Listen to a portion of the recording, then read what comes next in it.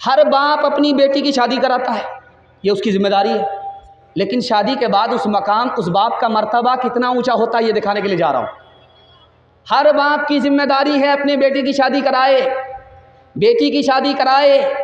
लेकिन जिस बाप ने अपनी बेटी की शादी कराई, अल्लाह के रसूल फरमाते हैं कि वो बाप खुदा के रसूल से इस तरह करीब हो जाता है जैसे ये एक उंगली दूसरी उंगली से करीब होती है। दूसरी मिसाल आपके सामने है। हर कुंवारी लड़की नमाज पढ़ती है, हर शादीशुदा लड़की नमाज पढ़ती है, लेकिन दोनों का फ़र्क दिखा रहा हूँ। कुंवारी लड़की अगर नमाज पढ़े, एक नमाज का सवाब 10 नमाज मिलता है। लेकिन शादीशुदा लड़की जैसे ही नमाज पढ़े, एक नमाज का सवाब 21 नमाज मिला करता है। जैसे ही उस बच्चे को महीना गुजर रहा है, वो बच्चे का वज़न बढ़ रहा है। अब माँ को चलते हुए भी नहीं बन रहा है, बैठते हुए भी नहीं बन रहा है, लेटते हुए भी तकलीफ़ है, करवट लेते हुए तकलीफ़ है। अब उस तकलीफ़ में माँ ने आह निकाली, फरिश्ता नामे आमाल में तस्बीह का सवाब लिखता। 5वां नमूना आपकी खिदमत में आ रहा। जब 9 महीने बच्चे के हो गए, अब वो माँ अपने बच्चे को जन्म देती है। वो मौत के मुंह में चली जाती है, कभी तो जिंदा रहती है, कभी मर जाती है। आपको सुन करके हैरत होगी, जब वो मौत के मुंह में गई, जिंदा रह गई, जब वो मौत के मुंह में चली गई, जिंदा नहीं रही, मर गई, उसका रुतबा कितना बुलंद हो गया। अल्लाह शहादत का रुतबा अता फरमाता है। अगर वो माँ जिंदा रह गई, मौत के मुंह से वापिस आ गई, अल्लाह अपनी जन्नत को उस माँ के कदमों में डाल देता। सुन करके आपको हैरत होगी, वो बच्चा अभी माँ के गोद में है, माँ उसको अल्लाह सिखा रही है, रसूलुल्लाह सिखा रही है, हर लफ्ज़ पर सदक़े का सवाब मिल रहा है। बच्चा बड़ा हुआ, माँ की तमन्ना है कि मदरसे में जा कर के पढ़े, बाप की आरजू है ये मदरसे में हाफिज़ कुरान बने। जैसे ही वो बच्चा हाफिज़ कुरान हो गया, बच्चे को रुतबा बाद में मिलेगा, पहले माँ बाप को मिलेगा। सर पर ऐसा अल्लाह का ताज डालेगा कि सूरज भी उसके सामने फीका पड़ जाएगा। इससे भी बढ़कर के एक बात और आपके सामने रखने के लिए जा रहा हूँ। जैसे ही माँ को पता चल गया मेरी बेटी आ रही है, जैसे ही बाप को पता चल गया कि मेरी बेटी आ रही है, वो बीमार बाप कभी उठता है, कभी बैठता है, कभी दरवाजे पर आता है, बेटी को देख रहा है, फिर वापिस हो जाता है। माँ भी परेशान, बेटी नहीं आई है, बाप परेशान, बेटी नहीं आई है। जैसे ही बेटी आई, माँ के दिल की कली खिल गई। वो बूढ़ी माँ बुढ़ापे को भूल जाती है, वो बीमार बाप बीमारी को भूल जाता है। मोहब्बत की निगाह माँ बाप ने डाली, बेटी ने माँ बाप पर मोहब्बत की निगाह डाली। जानते हैं क्या होता है इनकलाब? अल्लाह हर नज़र के बदले उस बेटी को मोहब्बत की नज़र के बदले एक मकबूल हज का सवाब अता फरमाता। ध्यान से सुनिए, आपके सामने आ रहा है, मैं आपको बयान सुना रहा हूँ, कुरान सुना रहा हूँ, शेर व शायरी सुना रहा हूँ। आपको मज़ा आता होगा, नहीं आता होगा, ये अल्लाह को मालूम। लेकिन कौन से काम में ज़्यादा मज़ा आता है, ये मैं आपके सामने रखने के लिए जा रहा हूँ। अल्लाह आपके इल्म में इजाफ़ा फरमाए, मेरे मुताला को ताज़ा फरमाए।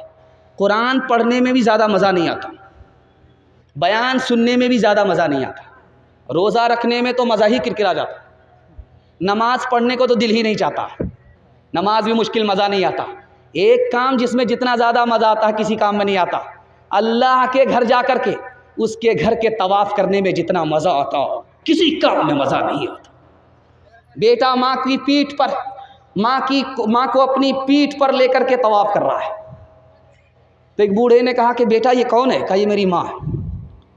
तो उस बच्चे ने कहा कि चचा जान ये बताओ, मैं 7 साल से अपनी माँ को तवाफ़ करा रहा हूँ, ये बताओ कि दूध का हक अदा हुआ कि नहीं हुआ? तो बेटा दूध के हक अदा करने को चले हो 7 साल में, बहुत मुश्किल है। तुम्हारी माँ गरीब थी, उसके पास एक ही बिस्तर था, दूसरा बिस्तर नहीं था।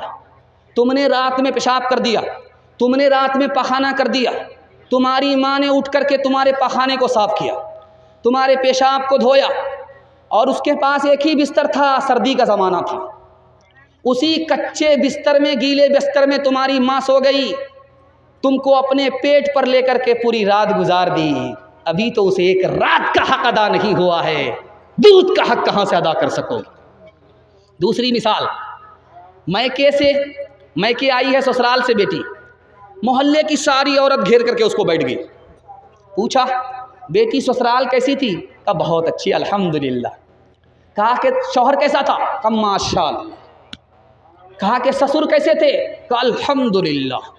कहा सास कैसी थी? कहा इन्ना लिल्लाह, जल्ले तू जलाल तू, इस बला को टाल तू। अल्हम्दुलिल्लाह, माशाअल्लाह। हो रहा है, ससुराल की उसने तारीफ़ की, ससुर की तारीफ़ की, शौहर की तारीफ़ की, लेकिन मुसीबत किसको कहा? सास को कहा। अब पकड़ने वाले ने पकड़ लिया। कहा बेटी एक बात बताओ, तुम जो उस घर में गई हो कौन लेकर के गई तुमको? कहा मेरी सास आई थी, मुझको पसंद किया था, अपने लड़के से निकाह करा करके ले गई थी। कहा कि सास ने अगर ये एहसान तुम्हारे ऊपर नहीं किया होता तो तुमको इतना अच्छा घर मिलता? नहीं मिलता। अब लड़की हाथ जोड़ करके खड़ी हो गई, मसला हल हो गया। रुखसती का वक्त था, सारे लोग रो रहे थे, एक आदमी हंस रहा था। आप देखेंगे जब रुखसती होती है तो पूरे घर से क़यामत बर्पा हो जाती। दादी अलग रो रही है, नानी अलग रो रही है। अब बाराती को भी देखा नहीं जाता, बारात के लोग भी रोने लगते, लेकिन एक आदमी उसमें हंस रहा था। तो छोटा बच्चा बाप से पूछता अब्बा हुजूर सारे लोग रो रहे हैं, रुखसती का मौका है, एक आदमी हंस रहा। कहा कौन हंस रहा? कहा ये दूल्हा बाबू हंस रहे। कहा कि अच्छा ये दूल्हा बाबू हंस रहे। कहा बेटा घबराओ नहीं, अभी रुखसती का टाइम है, सारे लोग रो रहे हैं, जिंदगी भर इसी बदनसीब को रोना है, इसलिए ये हंस रहा। ध्यान से सुनिएगा, बस में हादसा हुआ, किसी का पैर टूट गया, किसी का सर टूट गया, कुछ लोग मर गए, कुछ लोग जिंदा जख्मी रहे। एक औरत चिल्ला रही है, तूफान आसमान और ज़मीन को एक कर रही, आसमान और ज़मीन को सर पर उठा रही। कहा कि तू इतना क्यों रो रही है? कहा मेरी उंगली कट गई। कहा लोगों की गर्दन कट गई, कोई शोर नहीं, तुम्हारी उंगली कट गई, इतना शोर? कहा कि मेरा भारी नुकसान हुआ है, जिस उंगली से अपने शौहर को नचाया करती थी वही उंगली कट गई है।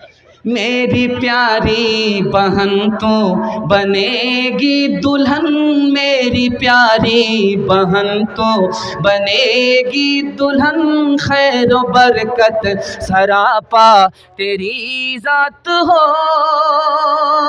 घर का हर फर्द ये दे रहा है दुआ, तेरे आंगन में खुशियों की बारात हो, हसरत फातिमा की तरह उम्र भर ऐसा किरदार हो, तेरा ससुराल में सास तेरी जमाने से कहती फिरे, सास तेरी जमाने से कहती फिरे, कुछ नहीं चाहिए बस बहू सास हो, ऐ बहन जिंदगी में तो रहना जहाँ, घर के रखना बना कर के जन्नत नुमा, ऐ बहन जिंदगी में तू रहना जहाँ, घर को रखना बना कर के जन्नत नुमा,